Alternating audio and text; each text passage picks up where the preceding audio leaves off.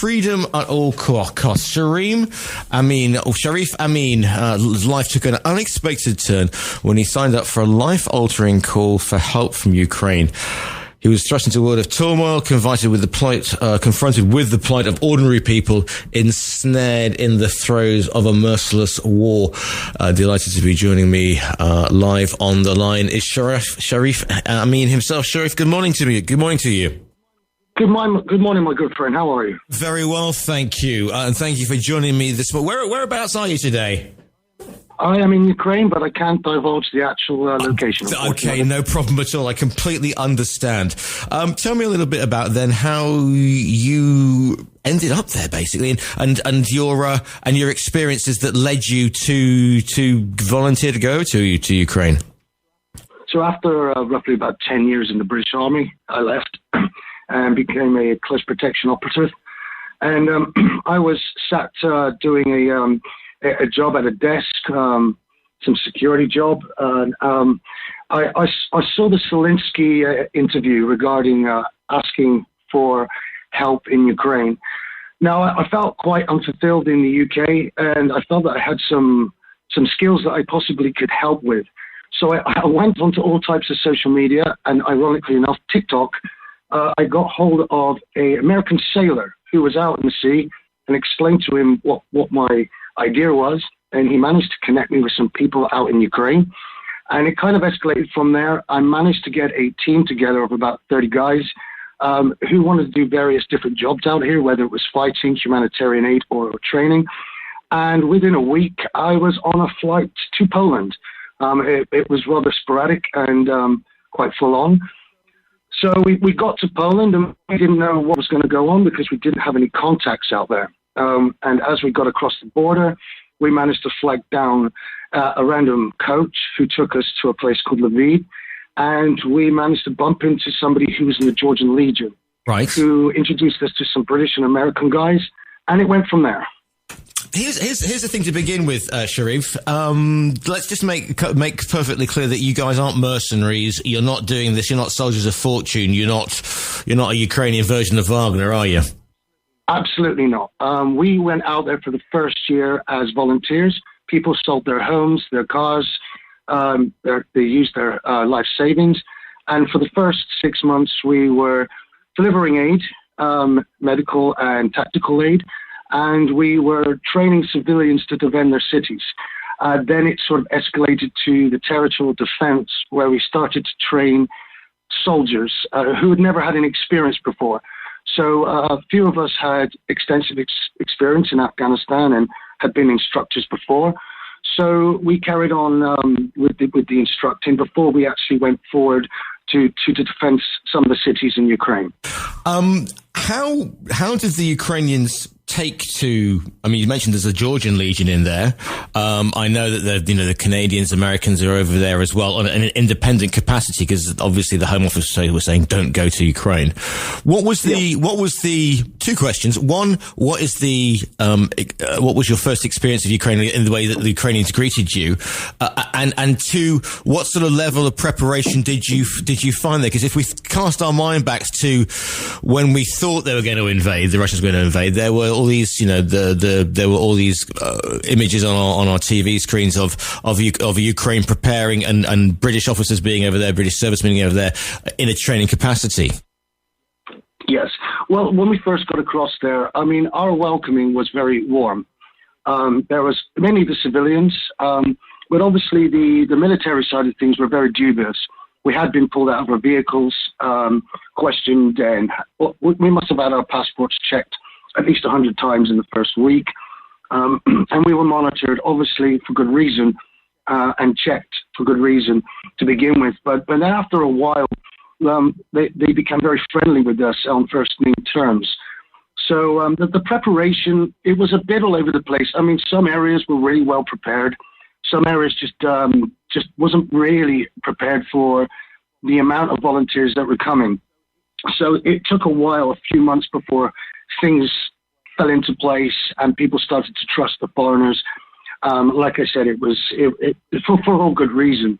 So yeah, I mean, it was up and down, but regarding the way that the Ukrainians actually took us in, They fed us, they housed us. They asked for our help, and if anything, they helped us more than we helped them to begin with. When did you actually arrive in Ukraine? Because obviously, when Russia first invaded, we thought if you didn't know your logistics, and we didn't at the time, having seen those long convoys of Russian armor and support vehicles 40 miles from Kyiv, we thought, okay, well, they'll be in there by lunchtime. But what we didn't know at the time was they hadn't got any fuel in them or whatever. So when you got out, when did you actually get over there, and what sort of situations were you facing? So it was about 11 days after the war started. I needed to get my affairs together and obviously get this team together and quit my job. So, the first things we faced was the uncertainty of what was happening. We didn't know if we crossed the border and there was going to be Russians attacking us straight away. We didn't know where we were going to stay. We didn't know anything like that. But when we first got there, we were stopped quite a lot of times. Some of the police were very full on, but the military themselves tried to assist us the best things we can. After training some soldiers, like when we first got into training the first lot of soldiers, we were told we had 30 soldiers to train. When we got there was 5 of us. We had 130 soldiers, but they were so susceptible. And these guys were like, normal day-to-day civilians who had been conscripted or volunteered, and they had about 12 days before they were going into battle. So for us to train them, they wanted us to do 6 months worth of NATO training in about 12 days, which is near impossible. Right. But with the 12 to 15-hour days we were doing with these guys, they went from civilians to pretty well-trained soldiers in a very short space of time, because they needed to learn, and they were very susceptible to what we were teaching them. It was full on. And when we finally went to the front line with them, there's nothing that can prepare you for what goes on. We're talking First World War trench, we're talking Second World War tanks, and we're talking, modern day drones and technology. So I've been to Afghan a few times, and I've done a few training, a fair few training exercises, and I've been in combat, but nothing will prepare you for this level of war, because it's fighting against a very powerful army, not just insurgents. And everything you can think of was thrown at us, and it's a shock to the system, but we were prepared for it. Yeah, it's interesting because you said you'd been in Afghanistan, you'd been in that situation, and that's, if you like, is a different battlefield. This is a European battlefield, and I know if you were in the army of the Rhine in the 80s and 90s, you were kind of getting ready for that sort of warfare. But I don't think I don't think you would have thought that you would have actually been fighting in trenches and fighting in a European city. No, absolutely not. I mean, if you think about how things went in Iraq and Afghanistan, okay, initially in Iraq with the first Gulf War, there was tanks and everything else, but the Western civilization had the most power. Then you go to Afghanistan, and we had the tanks, we had the air support, we had the kit and equipment, and other than training, you can prepare for tanks shooting at you and a full-blown army against another full-blown army. It's a complete whole deal. The only way I can describe it is watching Band of Brothers or Saving Private Ryan. It gets like that, and no one can be prepared for that kind of battle, and it takes a while to be in that sort of environment before you come accustomed to it. And you never really do come fully accustomed to it, because you're losing friends on a daily basis. And it's much more bloody and gory than anyone could possibly imagine. And again, the problem with this is the fact that because of the indiscriminate fire that was coming in civilian areas, very good friend of mine was a guy called Pierre Shevchowski, who was a Fox News cameraman who was killed in the first couple of days in Ukraine as well. And you got hit by shrapnel as well, didn't you? You got wounded over there. Yeah, so on the final battle that I was in, it was one of the first counteroffensives after Nikolaev, and we've been out for about 4 days and 4 nights of constant shelling, tank attacks, small arm fire, clearing villages, and we were going forward, and we pushed the furthest forward of any unit at the time. And unfortunately, we got ambushed by a couple of tanks, artillery, and machine gun fire. And as the first tank round hit, one of my friends was hit in his arm. Now, I'm not a qualified medic, but I'm a team medic. So I was bandaging his arm. And then from that point on, we had about 20 minutes with fire for effect of artillery fire, tank fire. And we were in a very small trench, just knee high, because they'd only just started digging it. And I was face to face with a colleague of mine, professor, a Ukrainian, and the rounds were landing like 10 meters, 5 meters. I got blown off my feet, ended up in the trench, and then a round landed right next to us, which unfortunately killed my friend instantly. So I was hit with an artillery round, and as I was crawling out of the trench, they opened fire and hit me 3 times with a small arms fire. So my injuries were large piece of shrapnel through my leg, which paralyzed my right leg. I was shot in the arm. Most of my right arm was torn open. I lost my thumb. I had 19 pieces of metal in my back, and both my lungs were punctured. Then I was shot in my left arm, and then I was disemboweled. So it was. I'm lucky to be alive, to be honest with you. And yet you're back there. Yes, of course. Yeah, and I mean, it takes. Most people would have said, "Okay, that's me done." With the greatest, the greatest respect. And listen, I'm taking my hat off to you right now. But did you? The reason you go back is because you've been there. You were there the first time round. You saw what impact you're having. You saw the struggles that men and women. Because let's not forget this struggle, this war has brought the women into combat roles, not just as medics, but on the front line as well. Yeah. And they are fighting like she devils over there. So is that what brings you back? Because you now have a if you like a personal, there's a personal engagement with it there for Shareef, yeah? Absolutely. So I'll give you an idea. In my book, The Freedom of All Costs, there's a full chapter about the women of Ukraine, and there's the NGOs and the women of Ukraine. Vika, she was one of the first women I trained to use a rifle. She's an absolute hero. And she took me around some of the villages and cities while I wasn't in a combat role.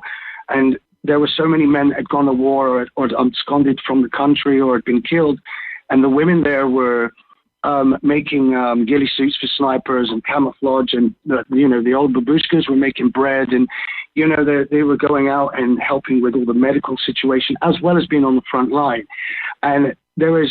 that this war could not be upheld in the way it is being upheld unless it was for the women and the older people and the NGOs out here. It isn't just the soldiers on the front line. And I fell in love with the people here. On my 40th birthday, after a few weeks here, it was the first villagers I went to train.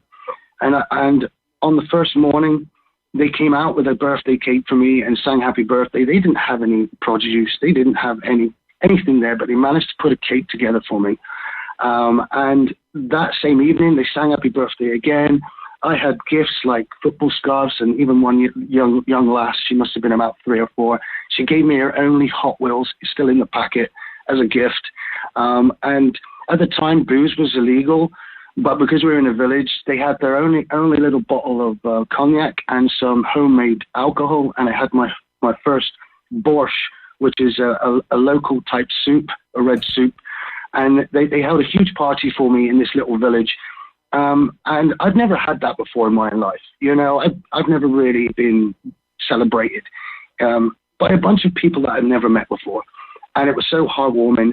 At that point, I fell in love with the country, and I made so many commitments by the time I'd been hit that I couldn't bring myself to not come back and come and see my friends for a start and re-support the civilians. And even if I am not able to fight in the same capacity as I was before, I can still go to the front line. We evacuated a few soldiers recently. Mm-hmm. We managed to deliver some incubators to some hospitals, and I went to visit the hospitals that actually saved my life. And we managed to get through ReactAid a ultrasound, because they were using one ultrasound for the whole hospital. And this guy, he took so much pain from me with his anesthesia, but he was struggling. And I promised him I'd try to get him one. It took a year, but we finally got him a portable ultrasound, and he was the happiest man alive. So there are multiple reasons why I wanted to come back. Not just because I wanted to fight or anything like that. It was, I believe that people here need as much help as possible, and now through media, I'm able to keep things alive in the public eye and keep the support going as best I can through book, through media, like for yourself, speaking to you right now. Because the last thing we want is people to forget about what's really going on. Because as far as I'm concerned, Ukraine is now the front line for Europe. That's the way I see it. And Ukraine's not just fighting for their freedom. I believe they're fighting for Europe's freedom. And this is the thing. John Sweeney, who I've interviewed quite a few times, he was giving us live updates from Kyiv during the first couple of months of the war. He was chatting to him yesterday, and he said the problem they're worried about is the fact that they're worried that people will forget about it, or just it will go into stalemate. And winter is now coming. It means the Russians are going to start, bombing again to make life even more uncomfortable for the Ukrainians over there. Water, electric, everything that happened last time. Yeah, it's going to be difficult. And surely that's going to be what we need to do is make sure that people don't forget about Ukraine because as you said, it's the front line. It's the front line of Europe.